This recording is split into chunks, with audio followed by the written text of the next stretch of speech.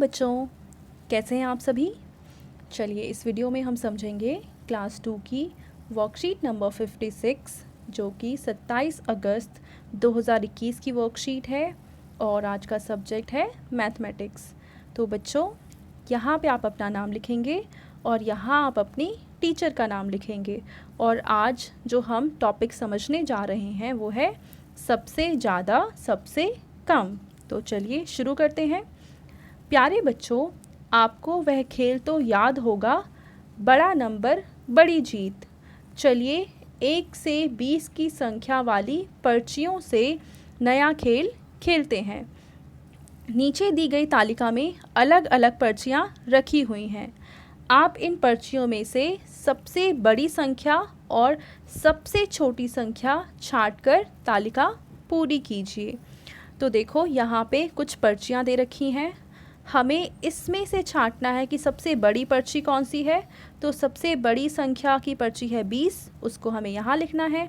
और सबसे छोटी संख्या की जो पर्ची है वो है 5 और उसको हमें यहाँ पे लिखना है, ठीक है। और बाकी के 3 हमें खुद करने हैं। देखो इसमें सबसे बड़ी संख्या कौन सी है, तो पता चला आपको।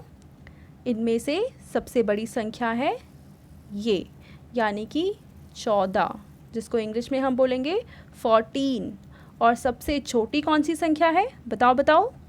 ये है 7, तो यहाँ पे हम लिख देंगे 7 यानी कि 7। अब इसमें अगर हम देखते हैं तो इसमें सबसे बड़ी संख्या है ये वाली जो कि है 18 यानी कि 18। और सबसे छोटी संख्या कौन सी है, ये वाली यानी कि 6, जिसको इंग्लिश में हम बोलते हैं 6। और लास्ट वाले में सबसे बड़ी पर्ची कौन सी है, ये वाली यानी कि 19। और सबसे छोटी पर्ची कौन सी है, बताओ। ये है ये वाली पर्ची यानी कि 3, जिसको इंग्लिश में बोलेंगे 3 और इसको बोलेंगे 19, ठीक है। तो यहाँ तो हमने पहचान ली कि सबसे बड़ी पर्चियाँ कौन सी, सबसे बड़ी पर्ची कौन सी है और सबसे छोटी पर्ची कौन सी है। अब हम बढ़ते हैं अगले प्रश्न की तरफ। दूसरे प्रश्न में हमें बता रखा है कि रानी ने रंग बिरंगे टुकड़ों से पशु पक्षियों की सुंदर सुंदर आकृतियाँ बनाई हैं। देखिए यहाँ बत्तख बनाया है, यहाँ जिराफ बनाया है और यहाँ इल्ली यानी कि कैटरपिलर बनाया हुआ है।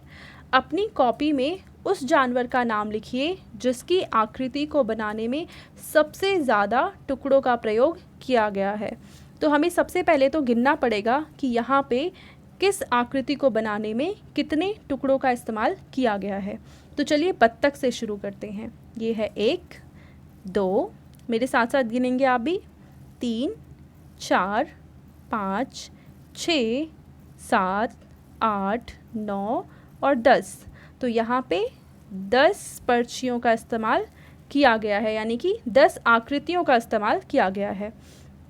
अब हम देखते हैं जिराफ में, इसको हम इंग्लिश में काउंट करेंगे।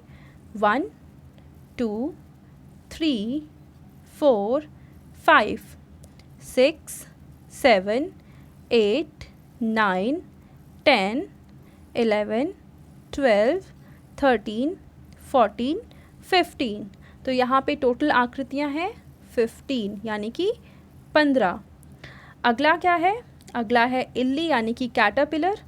तो चलिए इसमें हम गिनते हैं 1, 2, 3, 4, 5, 6, 7, 8, 9, 10, 11, 12।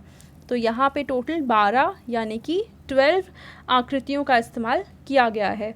तो हमें किसका नाम लिखना था, जिसकी चित्र में सबसे ज़्यादा आकृति इस्तेमाल की गई है, तो वो क्या है, जिराफ। तो हम यहाँ पे लिख देंगे, आप अपनी कॉपी में लिखेंगे जिराफ, ठीक है। फा के नीचे एक बिंदी है, इसको भी आप ध्यान से लिखेंगे, जिराफ। और उसमें लिख देंगे कि कितनी आकृतियाँ इस्तेमाल की गई हैं, तो आगे लिख देंगे 15 यानी कि 15, ठीक है। अब हम देखते हैं तीसरा प्रश्न, जिसमें है नीचे दी गई आकृति में छुपी संख्या ढूंढकर उसे बॉक्स में लिखिए। तो इस आकृति में एक संख्या छुपी है, शायद आपको दिख भी रही होगी, तो आपको पहचानना है कि कौन सी संख्या है और खाली जगह में उससे बड़ी संख्या का प्रयोग करके एक नई आकृति बनाइए। अब यहाँ पे आपको संख्या लिखनी है कि इसमें कौन सी संख्या है और यहाँ पे इससे बड़ी संख्या लिखकर एक आकृति आपको बनानी है। तो क्या आपको समझ में आया कि इसमें कौन सा नंबर छुपा हुआ है? शायद आपको दिख गया है, ये है ये वाला नंबर। तो ये कौन सा नंबर है? ये है 6। अब आपको करना क्या है, इसके बाद इससे एक बड़ी संख्या लिखनी है, तो हम लिख देते हैं 7 और इससे आपको कुछ आकृति बनानी है। तो हम कैसे बना सकते हैं? 7 को थोड़ा सा आगे बढ़ाएंगे और